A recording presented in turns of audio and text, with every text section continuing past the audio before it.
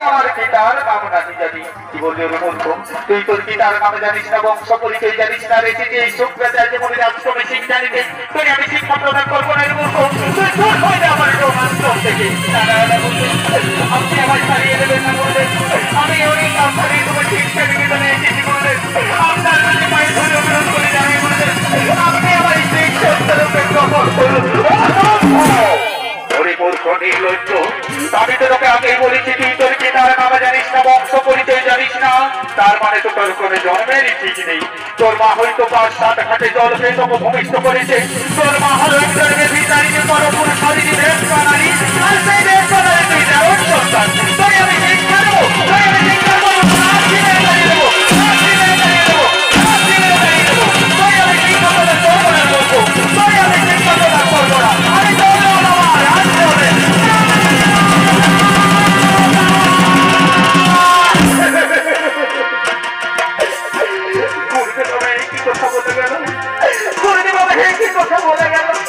আমার মানাকে একজন বেচারিকে কোনো পুরুষ শরীরে বেশ জানালি আর আমি সেই বেশ জানালি জানেন সন্তান না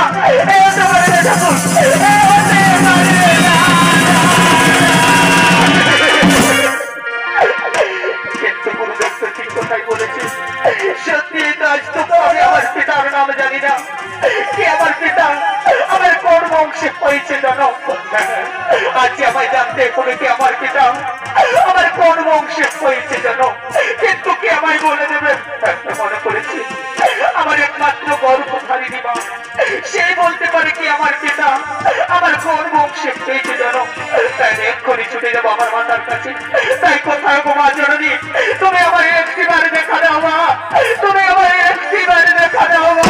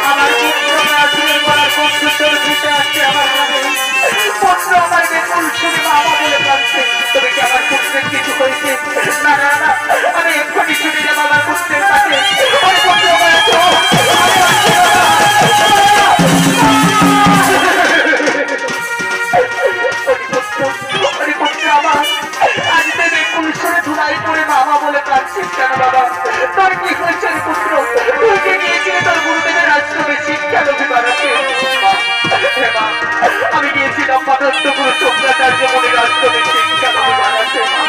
কিন্তু গুরুদেব আমার শিক্ষা প্রদান করে দেবা গুরুদেব যে আমাকে আশ্রম থেকে তাড়িয়ে দিয়েছে মা আর গুরুদেব আমায় কি বলেছে জানো মা কি বলেছেন তার গুরুদেব তুমি কি বলেছে যে তুই এইভাবে ধুলাই করে কাটছিস গুরুদেব আমায় বলেছে মা তুমি নাকি একজন ভিতারিকে পরপুর শরীরে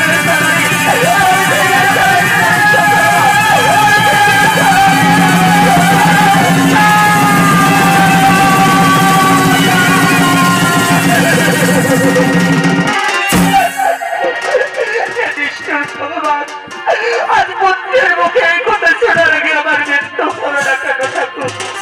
নারী পুত্র না বাবা তুই জানেন সন্তান দর্শনী পুত্র আমি আজ তোকে 5টা মায়ের মতো করে জন্ম দিয়েছি তাহলে বলে না মা তাহলে বলে না কেন তুমি আমার পিতৃ পরিচয় গোপন রেখেছো মা কি আমার পিতা আমার কোন বংশ হয়েছে জন্য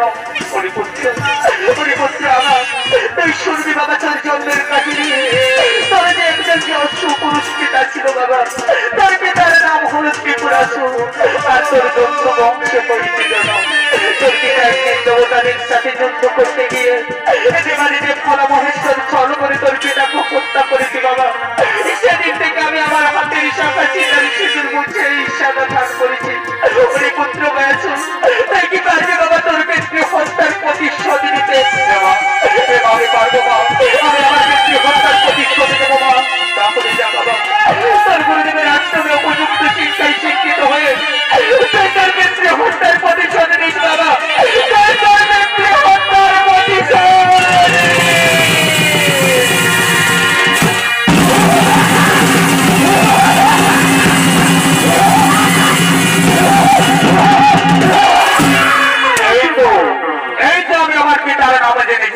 আমি আমার বংশ পরিচয়ও জেনেছি আমি এক্ষুনি ছুটে যাবো আমার গুরুদেবের আশ্রমে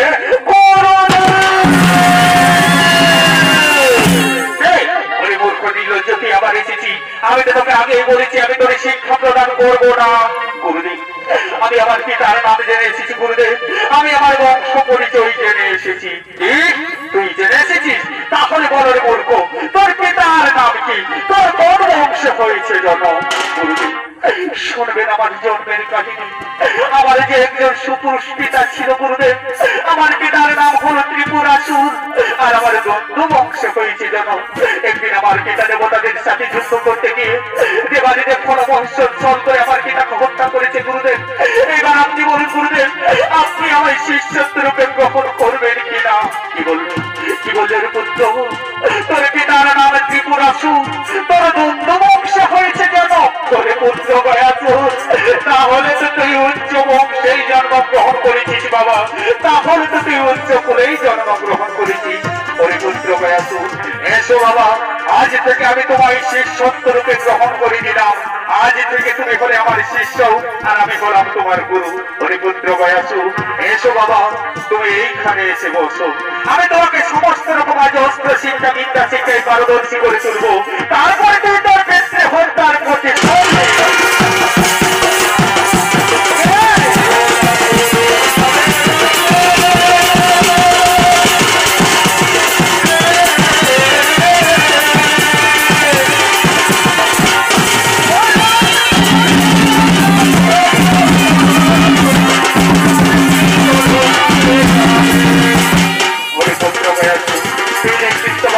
আমি তোমাকে কিরকম অস্ত্র শিক্ষা বিদ্যা শিক্ষা দেখালাম এবার তুমি আমায় দেখিয়ে দাও তো কেমন তুমি অস্ত্র শিক্ষায় শিক্ষিত হয়েছ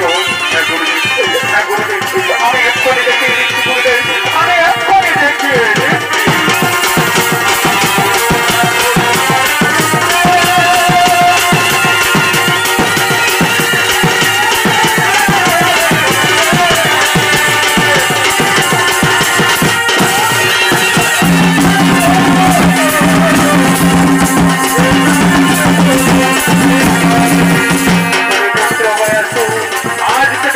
শিক্ষায় শিক্ষিত হয়েছে বাবা আজ তুমি উচ্চ শিক্ষায় শিক্ষিত হয়েছ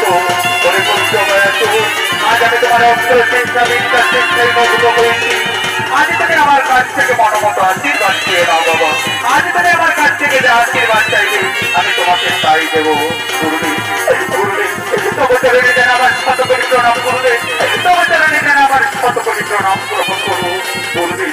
আশীর্বাদ আপনি আমায় করবেন গুরুদেব তারপরে আমার এই আশীর্বাদ করুন যেমন হবে দেবতারা ছল করে আমার পিতাকে হত্যা করেছে আমি আমার পিতৃ হত্যার প্রতিশোধ নিতে চাই গুরুদেব আমি আমার পিতৃ হত্যার প্রতিশোধ নিতে চাই তথাস্তর পুত্র বয়াসুর আজ আমি তোমাকে সেই আশীর্বাদই করলাম তবে একটা কথা মনে রেখো বাবা কোনোদিন ধর্ম ছেড়েও ধর্মের পথে যেও না কোনোদিন নারী জাতির উপর করোনা জ্বালাতন করোনা নির্যাতন তা না হলে তোর একদিন নারায়ণের হাতে হইবে মরণ কথাটি তুমি রাখিও তোর পুত্র কথাটি রাখিও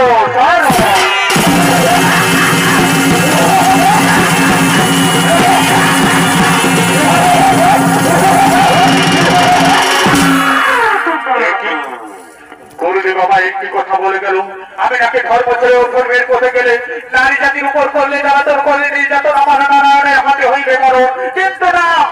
এই আমি কিছুতেই হতে দেবো না আমি ছলে বলে কৌশলে কঠোর তপস্যা করে সেই নারায়ণের কাছ থেকেই চেয়ে নেবো অমরত্ব বোধ দেখে নারায়ণ আমাকে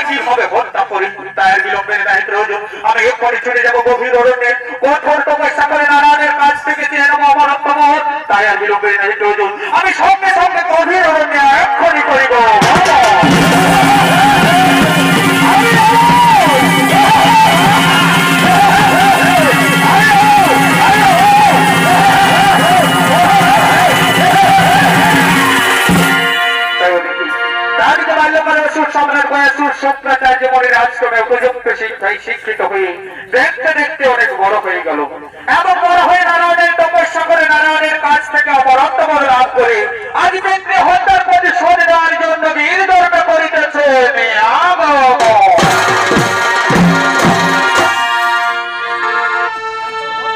কি হলো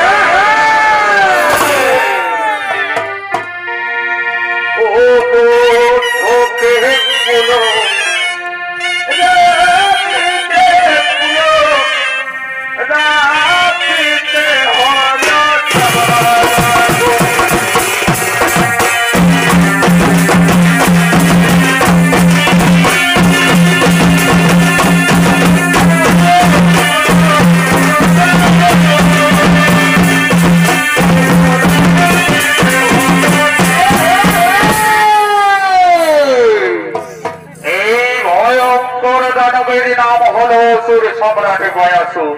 তাই গয়াসুর আজ ব্যক্তি হত্যার প্রতিশোধ দেওয়ার জন্য নিজের রাজসভায় আগমন করেছে আর তখনই গয়াসুরের ভূমিকায় নৃত্য পরিবেশন করে দেখাবেন ইনি হলেন মানিমা ধর্ম পার্বতী মহিলা সমিতির নৃত্য পরিচালক নৃত্য শিল্পী পুতুল শহীদ এবং ভারত রয়েছেন অষ্টাদশ চিত্র সহিতের পিতা গিরিধারী শহীদ শিক্ষাগুরু ওমচাঁদ শহীদ ও মেরা পোষা অষ্টার মন্ত্রোৎসব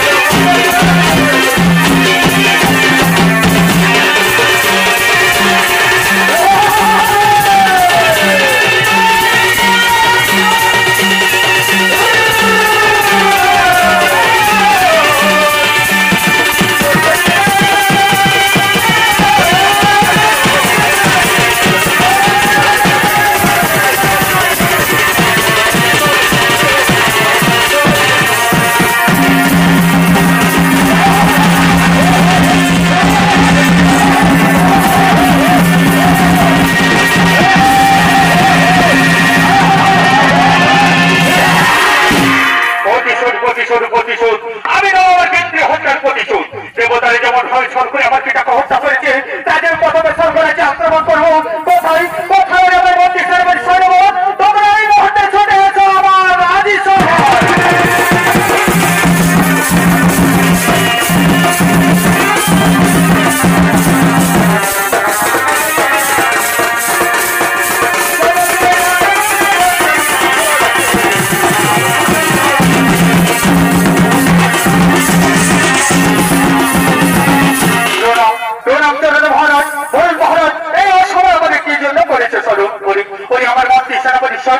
দেবতারে ছল করে আমার পিতাকে হত্যা করেছে তাদের প্রথম পিতৃ হত্যার প্রতিশোধ নেব। তাই আমি চলো আমরা এই মুহূর্তে সেই সর্বপুর করব আক্রমণ।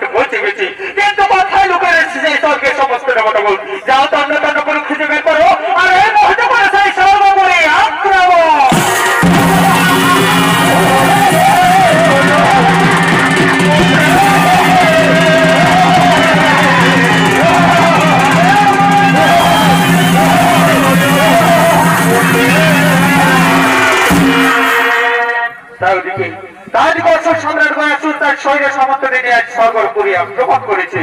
আর ওদিকে স্বর্গের সমস্ত দেবতাগণ আজ তারা ধীরে ধীরে ইন্দ্রালয়ের দিকে করিতেছে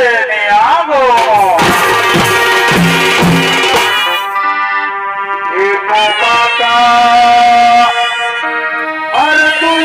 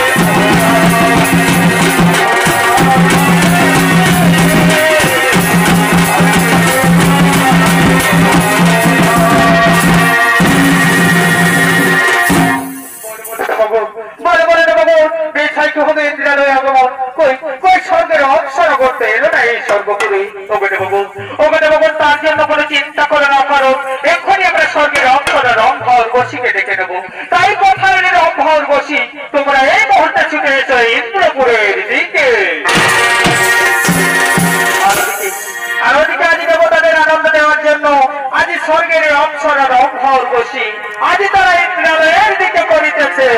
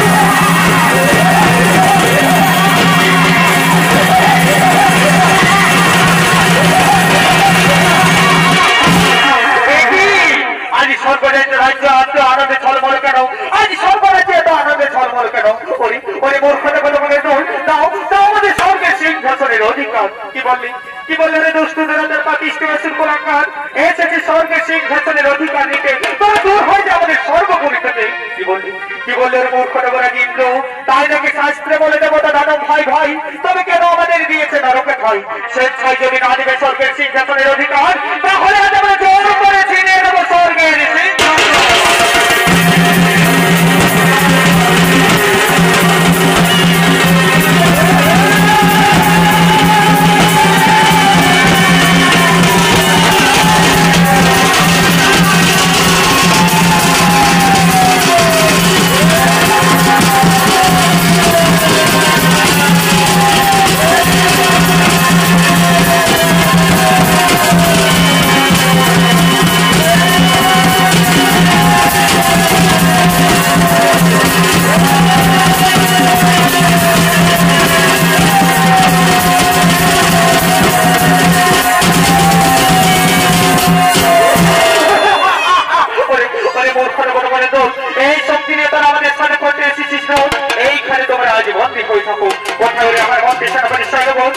কোথায় লুকিয়ে রয়েছে এই গোলকের গোলকপতি নারায়ণ? যাও দণ্ডাবের উপর খুঁজে বের করো, তাহলে হলে তবে এই মসজিদে বৈকুণ্ঠপুরী করিব।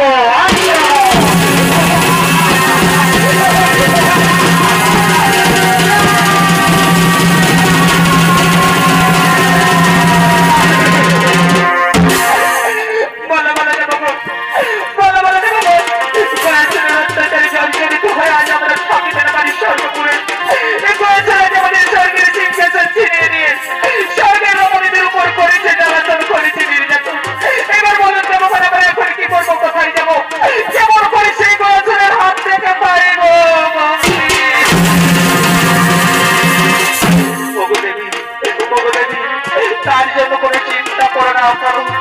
আমাদের যে রয়েছে গোলকের গোলকপতি নারায়ণ, তাই আমাদের সমস্ত দেবতাগণ মিলে সেই গোলকের গোলকপতি নারায়ণের পরিবর্তন। তাই কথাই প্রভু নারায়ণ, তুমি একটিবার আমাদের দেখা দাও ঠাকুর, তুমি একটিবার আমাদের দেখা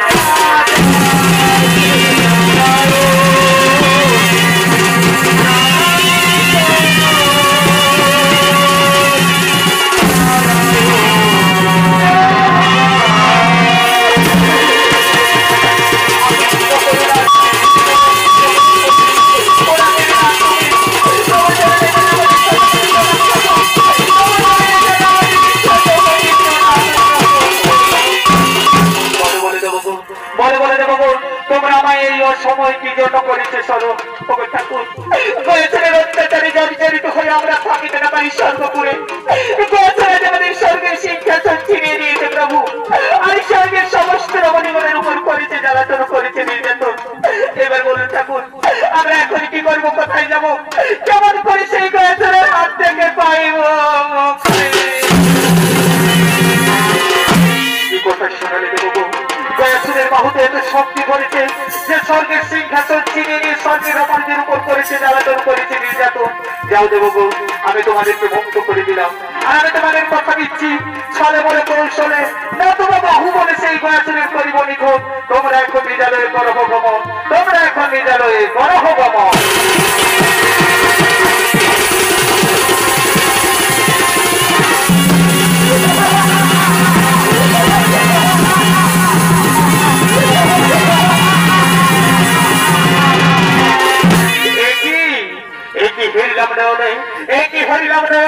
যে ঠাকুরের নারায়ণকে আমি সর্বমত পাতাল কি ভূমত্ত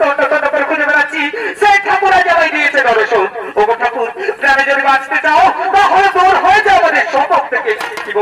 কি বলেন মূর্খ, আজ তুই অহংকারে বসে আমায় চিনতে পারলি বাবা? তবে দেখি তোর বাহুতে কত শক্তি ধরেছে, ঘরে অস্ত্র করে নয়, এখনই তোর মন্ডপ করি বসা দেয়।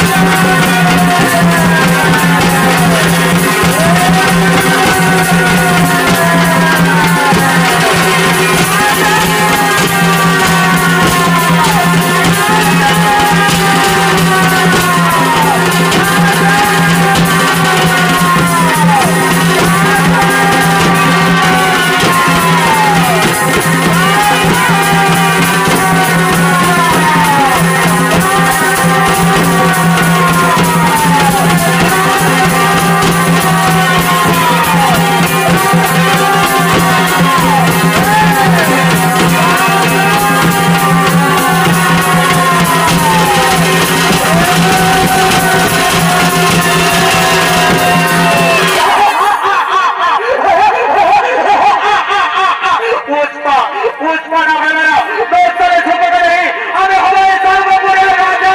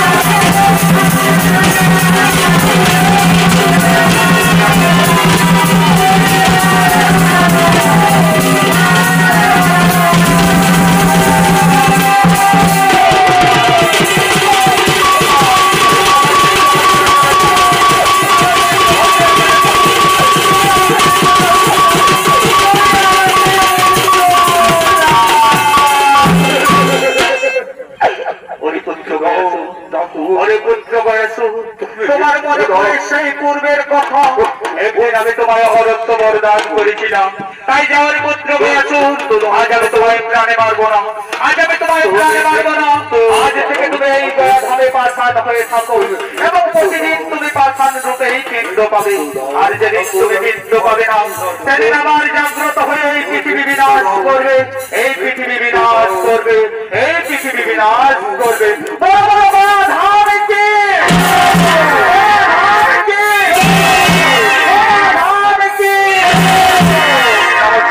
নমস্কার উপস্থিত